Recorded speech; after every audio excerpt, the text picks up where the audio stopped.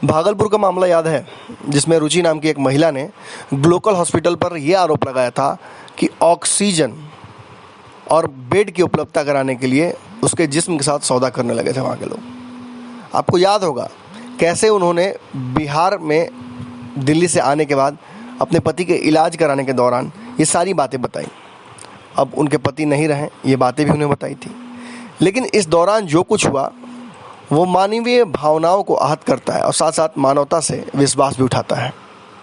जहाँ एक तरफ पूरी मेडिकल फ्रेटर्निटी लोगों को बचाने में लगी हुई है, डॉक्टर्स जान देकर लोगों को जान दे रहे हैं, जीवन दे रहे हैं, लेकिन वहीं ऐसे कुछ लोग हैं जो इस पेशे को भी बदनाम कर रहे हैं और साथ साथ पूरी मेडिकल फ्रेटर्निटी को भी बदनाम कर रहे हैं। इस मामले में आपको हमने लगातार सारी अपडेट्स दी हैं। इस मामले में हमारे संज्ञान के बाद एसडीएम वहाँ पहुँची और ग्लोकल हॉस्पिटल पर धावा करके उन्होंने ज्योति कुमार, जो अटेंडेंट के साथ छेड़खानी कर रहा था, उसे गिरफ्तार कर लिया। मामला आगे बढ़ रहा है, लेकिन उन्होंने पटना के राजेश्वरी अस्पताल पर भी आरोप लगाए थे। अब खबर ये आ रही है कि राजेश्वरी अस्पताल के संस्थापकों में उनके परिवार के कुछ लोग भी हैं और उन्होंने उल्टा आरोप लगा दिया है पीड़ित महिला पर। क्या कुछ कह रहे हैं जरा सुनिए इस रिपोर्ट में, और कमेंट जरूर कीजिएगा, क्योंकि ये बहुत ज़रूरी है कि आप इन सारे दावों को किस तरह से लेते हैं। हर कहानी में दो पक्ष होता है, ये दूसरा पक्ष है। सुनिए और कमेंट में बताइए कि क्या आपको उचित लग रहा है।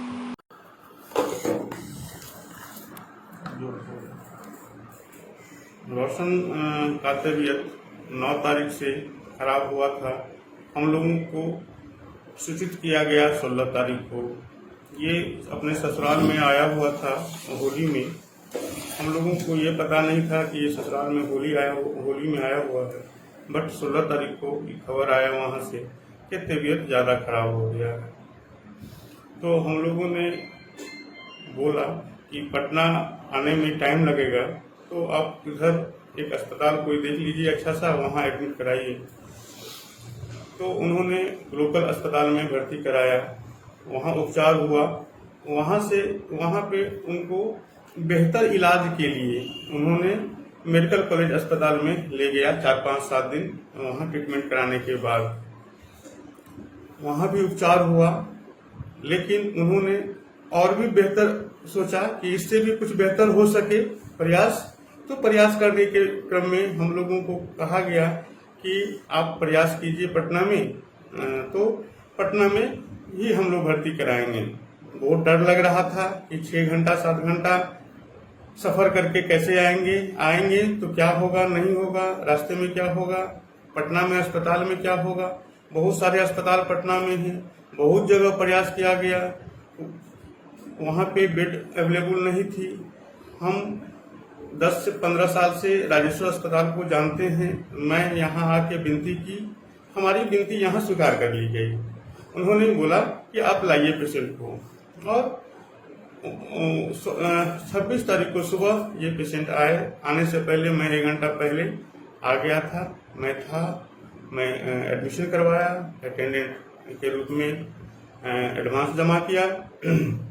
करने के बाद जो भी पहला प्रक्रिया होता है इमरजेंसी से लेकर के आईसीयू का किया गया, और यहाँ अस्पताल में कर्मचारी से लेकर के संस्थापक जो डॉक्टर अरुण सिंह है, उनका मैं कृतज्ञ क्या कहूँ मैं कि एक मिनट का इंफॉर्मेशन वो लेते थे कि ये पेशेंट का क्या दिक्कत है, नहीं दिक्कत है। जो दिक्कत होती थी उसको डॉक्टर के द्वारा, स्टाफ के द्वारा वो फोन से करवाते थे, और जब भी मुझे परेशानी लगती थी मैं डायरेक्ट उनको फोन करता था।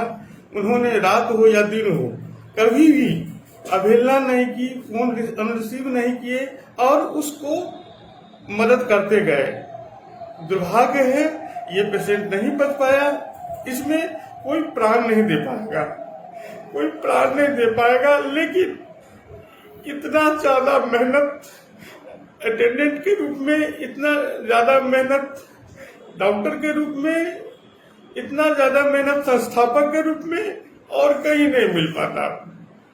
जहाँ तक ऑक्सीजन की बात है, ऑक्सीजन का दिक्कत थोड़ा मोड़ा पूरे बिहार में रहता है। लेकिन इस अस्पताल में हमारे पर्सनल रिक्वेस्ट पे डे 1 से पाइपलाइन के अलावा एक सिलेंडर वहां रहता था, जो कि किसी और के लिए रहता होगा या नहीं रहता होगा मैं नहीं जानता हूं इतनी किल्लत में, बट यहाँ मेरे रिक्वेस्ट पे रहता था। एक आध दिन ऐसा हुआ कि ऑक्सीजन की बिहार में किल्लत हुई, जिसमें हम लोगों ने बाहर से 3 सिलेंडर परचेज किया।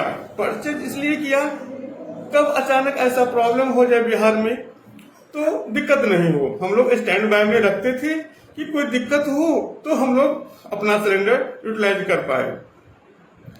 शनिवार को एक्सपायर हुआ, उससे 3 दिन पहले जब मेरा बड़ा साला मनीष भी अटेंडेंट यहाँ पे था, उसकी चेस्ट में इन्फेक्शन हो गई है, उसका सीटी 16 है, वो अभी पारस में एडमिट है, निमोनिया हो गया है। जब वो एक्सरे कराने के लिए राजेश्वर में था, उसी वक्त ऊपर से खबर आया कि रोशन का ऑक्सीजन लेवल 26 हो गया है। दौड़ के गया, तब आईसीयू स्टाफ ने वहां का बिना पीपी किट पहने, बिना ग्लव्स लगाए 4 घंटा अटूट मेहनत, अटूट मंथन करने के बाद उस दिन उसका प्राण बचा लिया, जो कि 28 से लेकर के 87 पर पहुंच गया और वो सर्वाइव उस दिन। मैं सतेंद्र सिंह, मैनेजर राजेश्वर हॉस्पिटल। कल जो फेसबुक के द्वारा जो सोशल मीडिया पर ये जो वायरल हुआ है, किया गया है रोशन दास जो मरीज के पत्नी के द्वारा हमारे अस्पताल पर जो लांछन लगाया है बेबुनियाद है। और जो हम आपको बताना चाह रहे हैं कि रोशन दास जो पेशेंट है, जो हमारे यहाँ 26/4 को सुबह 8:30 बजे हमारे यहाँ इमरजेंसी में सीरियस कंडीशन में आए थे।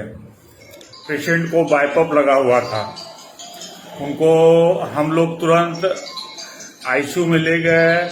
हमारे चिकित्सक और स्वास्थ्य कर्मी उनके इलाज में लग गए।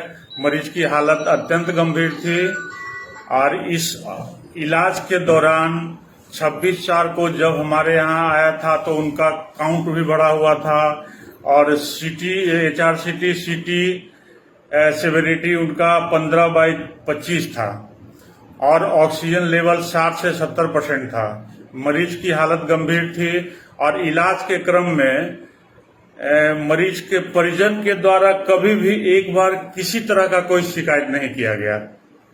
हमारे अस्पताल में कभी भी ऑक्सीजन की किल्लत नहीं हुई है और सरकार द्वारा पूरा मदद मिल रहा है। हमारे यहाँ डॉक्टर अखिलेश नाम का कोई भी डॉक्टर नहीं है, इसलिए मृतक के पत्नी का सारा कथन मनगढ़ंत है। इससे अस्पताल के कर्मचारी पर उनके पत्नी के द्वारा जो बयान दिया गया है उससे कर्मचारी का मनोबल टूटता है और जो सारे कर्मचारी इस कोविड के घड़ी में मरीज का सेवा कर रहे हैं, सुबह 7 बजे से पीपी किट पहनकर करके सब मरीजों को देखते हुए उन कर्मचारियों पर लांछन लगा। अगर ये वीडियो पसंद आई और वह बिहार के राजनीति और बिहारियत से सरोकार रखेनी तो सब्सक्राइब बटन दबा के चैनल के सब्सक्राइब कर ली। ओजे एगो घंटी बा, ओकरा बटन दबा देला से कुल सटीक और मारक खबर रुआ मुफ्त में मिल जाई। अगर रुआ पत्रकारिता के हमनी के नया प्रयोग में सहयोग कर चाहतानी तो ज्वाइन बटन दबा दी। पेटीएम नंबर नोट कर ली 9386816700। धन्यवाद।